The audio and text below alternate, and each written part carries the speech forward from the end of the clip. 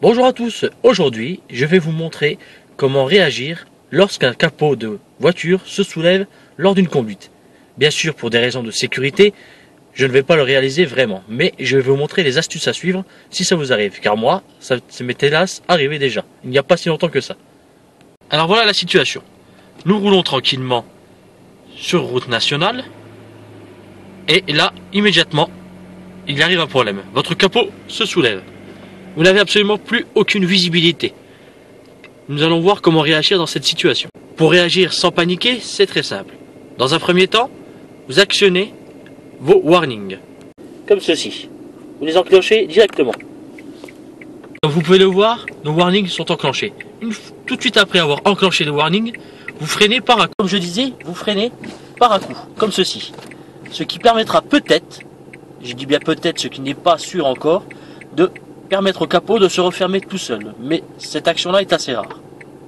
Une fois que vous avez enclenché warning et freiné par à coup, vous vous mettez tout de suite en sécurité, si vous pouvez, sur le bas-côté, dans un espace sécurisé, ou bien, si vous n'avez pas d'autre solution, de rester au milieu de la route. Mais pour ce faire, avant de sortir de votre voiture, munissez-vous de votre gilet obligatoire et de votre triangle.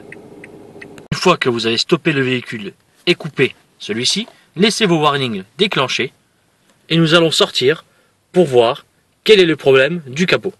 Généralement, quand le capot se soulève, c'est qu'il y a un problème au niveau des fixations, de chaque côté, gauche et droite.